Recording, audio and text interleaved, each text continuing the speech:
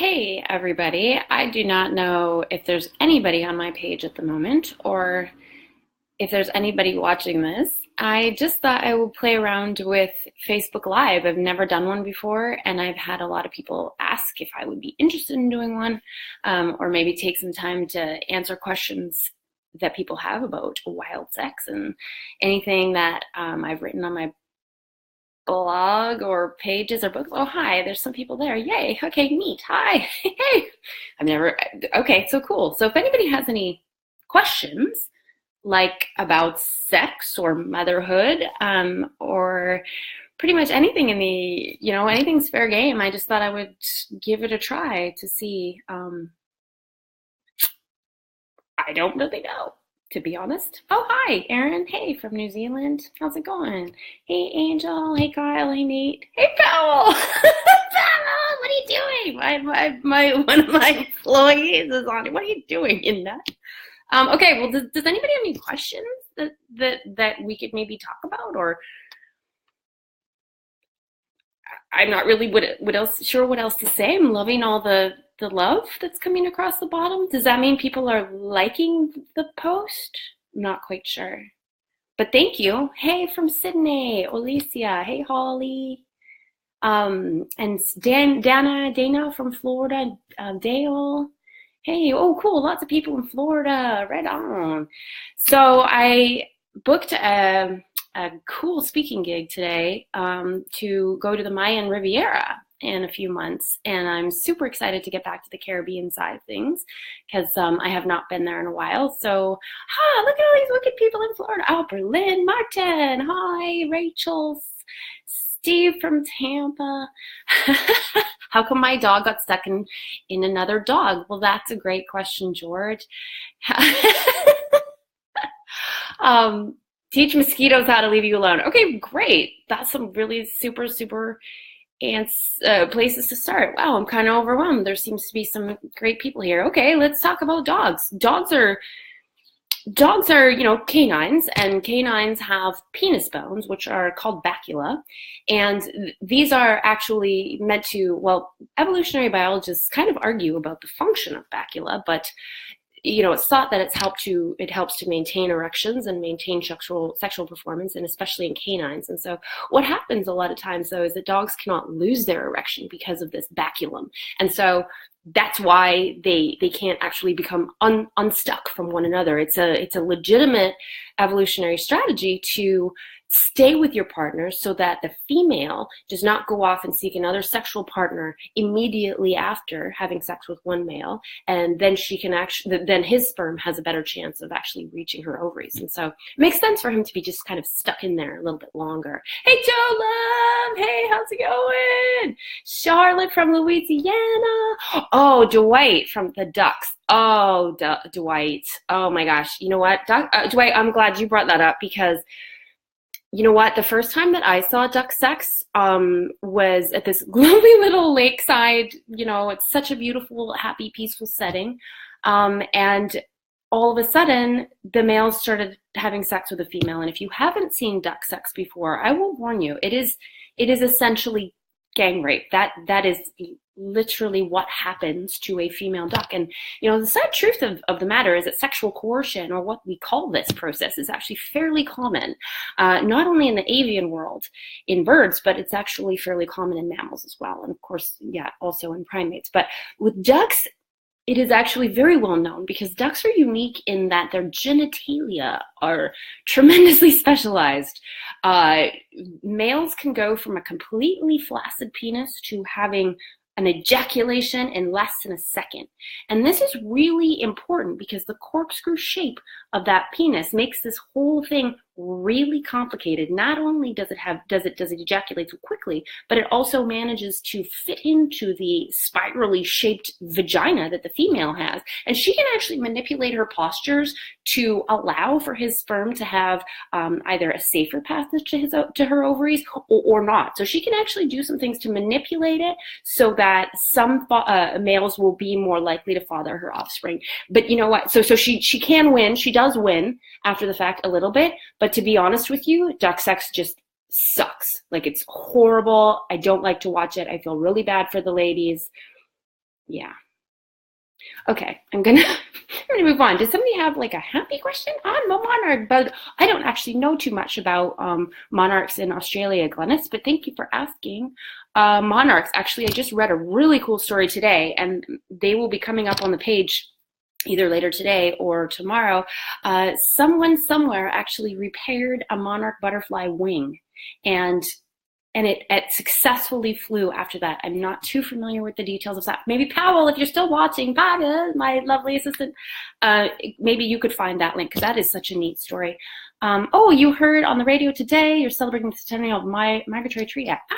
Birds with Anya. Joanna, thank you for asking. Yes, birds. Oh, birds. Wow.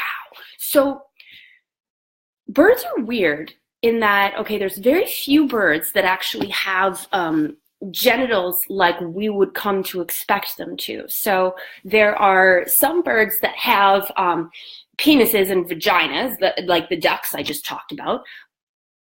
But most birds actually have one opening down there called a cloaca. And the cloaca is actually for sexual products and digestive products. It's kind of like they go to the bathroom out of the same hole that they actually have sex in. So that in of itself is actually very weird.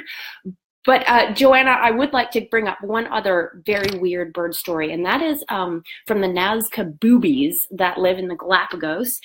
This is a bird species that does something really weird, and it's unprecedented as yet in any other species.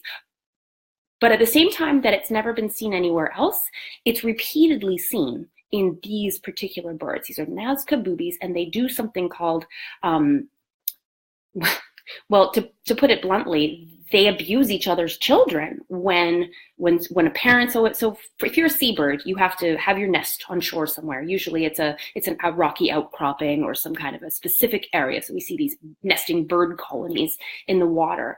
But the parents have to go and find food in the ocean for their babies, fish and whatever else. And so these breeding colonies actually end up having a lot of nests with little birdie chicks in them that are on their own. They're sort of, it's akin to going out for groceries and leaving your children at home. However, what happens with these nazca boobies is something called non-supervised adult visits, or NAVs, come into play. And NAVs are other adults that come over to those little chicks who are waiting at home for mom and dad. And they actually peck them on the back of their neck, and they give them wounds. They don't actually kill them, but what they do is they give them these wounds so that then blood-sucking parasitic species can come and finish the job, so to speak. And so this is like a direct abuse of the very most vulnerable members of these bird populations. And in some cases, it's actually been observed that the adult males will sexually abuse these young juvenile chicks as well. Totally unprecedented. We still don't really understand why it happens, but something key is this thing called the cycle of violence. And so there's neurophysiological changes that happen in these chicks that are associated with certain behaviors that they do and certain levels of steroids and other hormones in their body that indicate stress. But there are unchangeable or irreversible changes that happen to the neurophysiology of these baby birds that make them more likely to be abusers when they themselves are older. Whoa. Fascinating. And it really speaks to what happens in the brain during a trauma and how that may then impact future development, even in species that are very distantly related from us, like birds. Okay, wow, so many amazing comments. Thanks, you guys. Wow. So Boston, hey Steve, hey Benjamin, looks super mean. You're gonna have to come. Hemipenises. Oh, hemipenis. Oh my gosh, I love that. Reptile. I love reptiles. Hey, from Alabama, Morocco. Yeah. Okay. Here's another question from Maxwell. I don't know if this is a place for such a question, but what goes into a filming of Outrageous Acts of Science? Yeah, actually, that's a great question, Maxwell. So Outrageous Acts of Science is a show that I am in. It's on I think it's on Discovery Worldwide in all of those different countries, but it's also on the Science Channel in the States, and I think the Science Channel or Discovery here in Canada. It's a great show because it involves so many people, because there's all these wacky people out there. like, we're all wacky, right? And people do wacky things, and then they put it on YouTube, and then we explain the science behind it.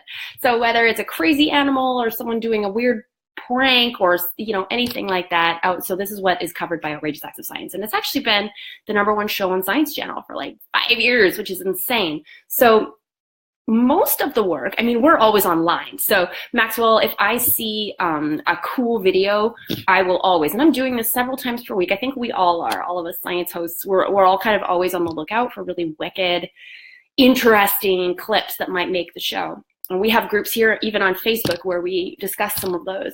And so if a clip actually gets selected to be in the show, there's one of two things that can happen. Some of the clips, actually, we send a production team to that person, wherever they are in the world. They could be anywhere doing whatever it is they're doing. One production team goes to do all that filming. Another production team comes to LA, or London. They split us up between LA and London.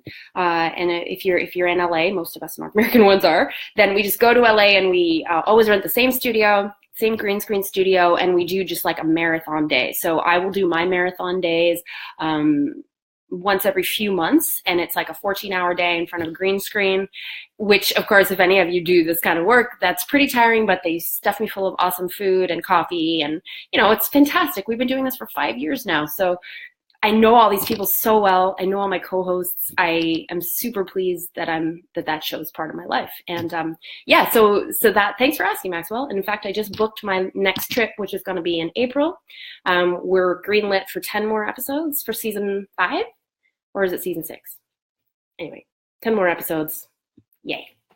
Oh, both bat pictures. Yes, bat pictures are amazing. The start of language and its evolution. Sex. How did sex start? Okay, Yogi, that's a great question. It's not, so you say it's not something obnoxious to figure out if nobody's there to tell. You know what? I love these really basal fundamental questions, because it is a great question to ask. Why sex? Why does sex happen? Why did we get sex in the first place? Essentially, biologists think that it's of course a lot of what occurs through the evolution of life is a mixture of random events, mutations, specific environmental conditions. But essentially what sex does is it allows us to have genetic recombination. So if we're all existing as clones of ourselves, if I actually have the ability to make another Carin, wouldn't that be great? That one could do all of my childcare.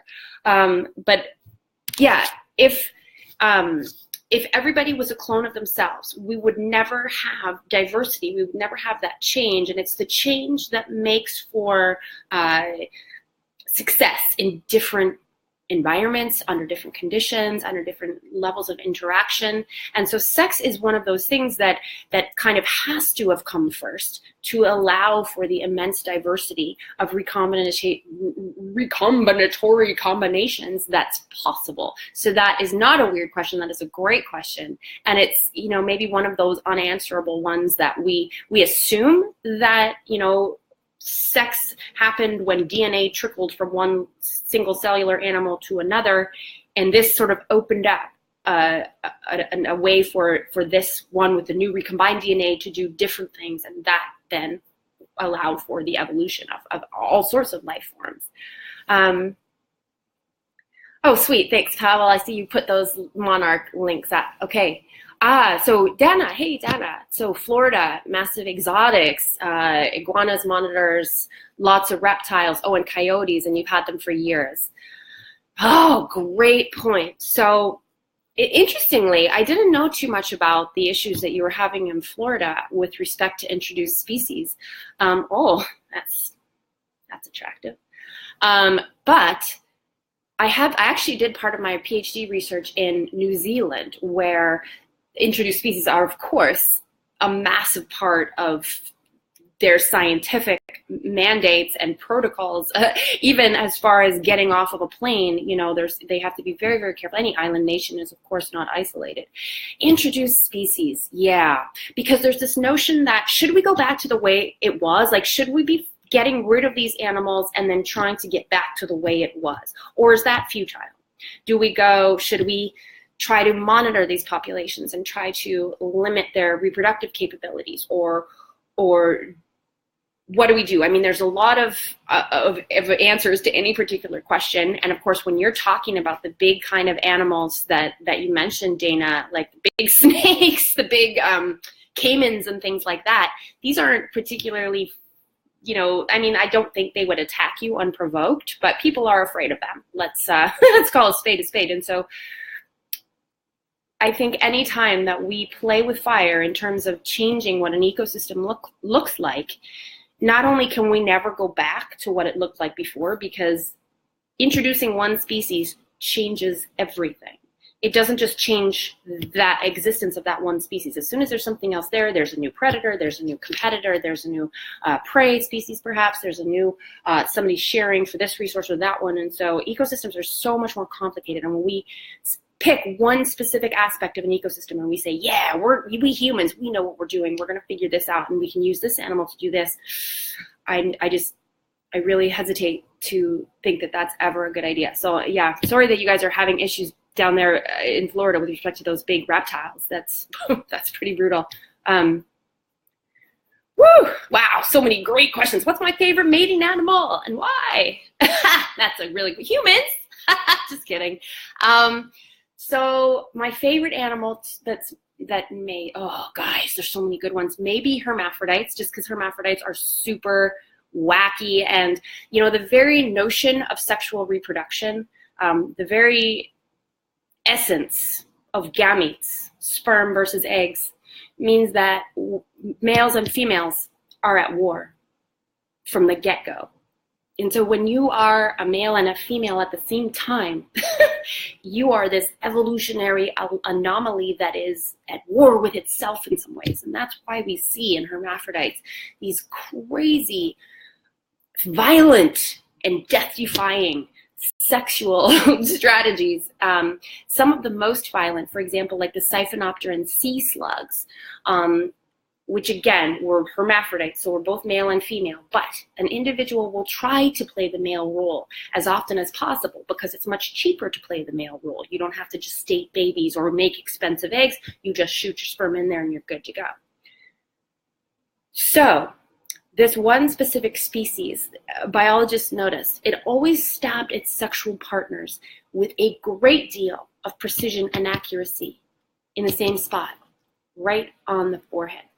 So it's not stabbing with its penis anywhere near the genital opening of its partner. It's actually stabbing the partner in its forehead every single time. So scientists have begun to break down what's going on here, and what they've come to so far is that the male partner is actually depositing neurochemicals directly onto the brain of its sexual partner that is causing that sexual partner either to not engage in further sexual activity or to appease the male role in itself. So for that partner, you're going to be the girl, you're going to be the girl, I'm going to manipulate your brain into making you the girl. That's the kind of stuff we're dealing with hermaphrodites. It is extremely complicated, and this is why I love talking about sex, because we're not just talking about put penis into vagina. Like, it's not that. It is everything. It is strategy. It is war. It means what will impact the future for any particular species. It's an important thing that I think humans are maybe the only ones that don't respect that. It's probably a weird thing to say. Hey, Steve, this is so cool. Thanks, Steve. I appreciate that. Hey, from Costa Rica, Javier. Nice to see you.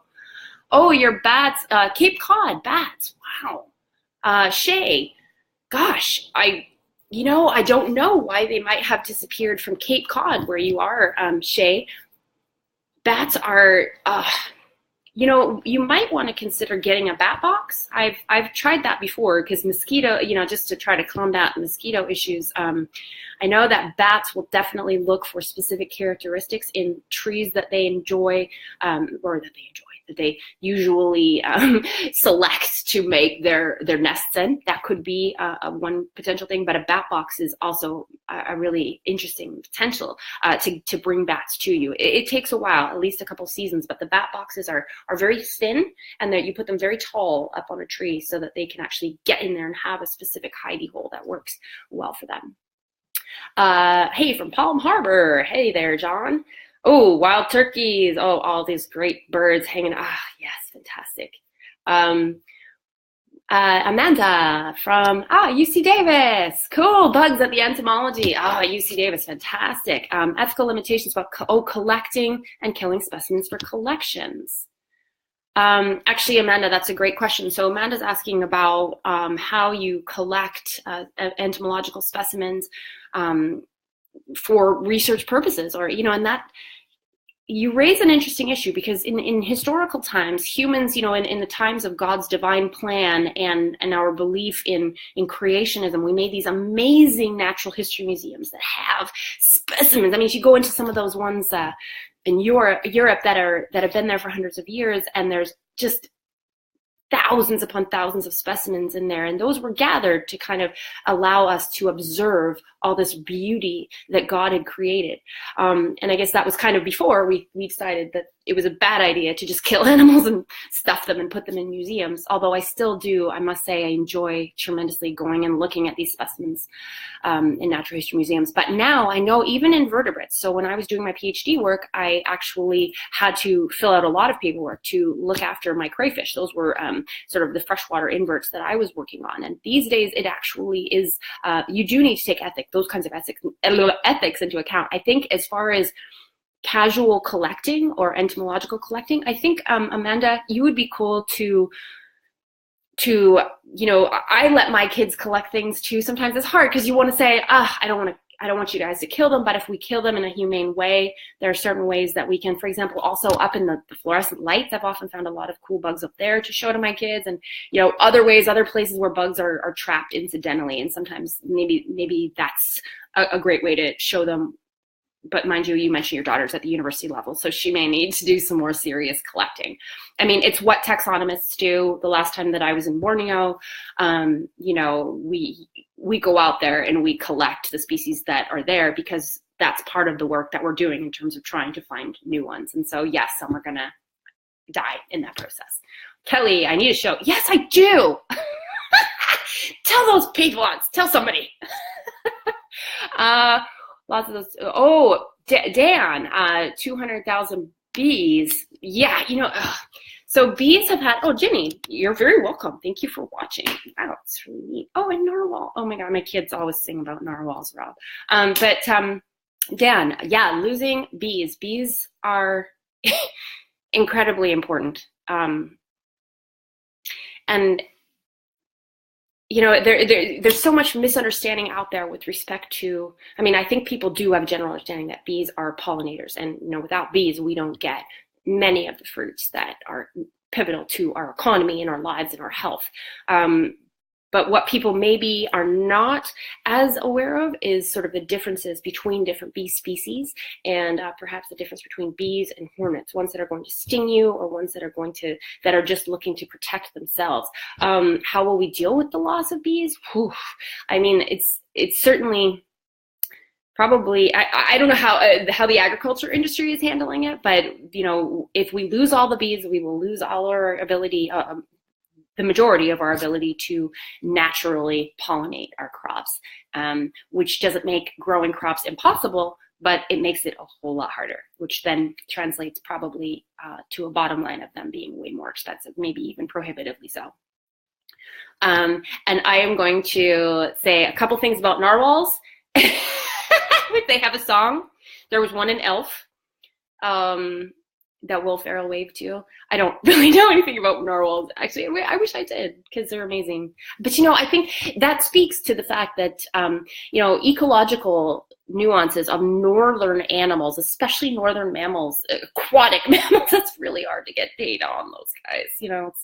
We don't do well in the cold. We don't do well in the water. We're trying. Right? We do what we can. I'm going to answer like 3 more, and then I'm going to sign off. I'm so pleased that so many of you awesome people are asking me questions. I had no idea this is what a Facebook Live thing was. So there you go. I just did not know. I see so many great questions here. Hermaphrodites aren't sterile, are they, Jeffrey? No, hermaphrodites are not sterile. Sterile. However, maybe what you meant is, are they able to self? Do they need to have outside contributions of DNA?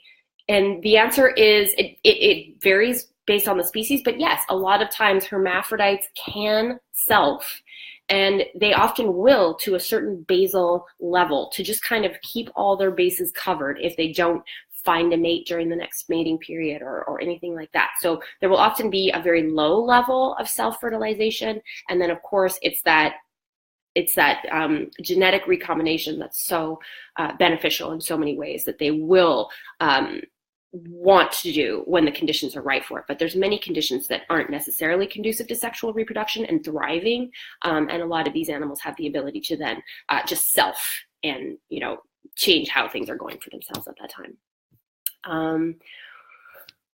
Oh, hi from Washington. Aloha from the North Pole. Christopher Kringle. Nice, from India. Hi there, Abed.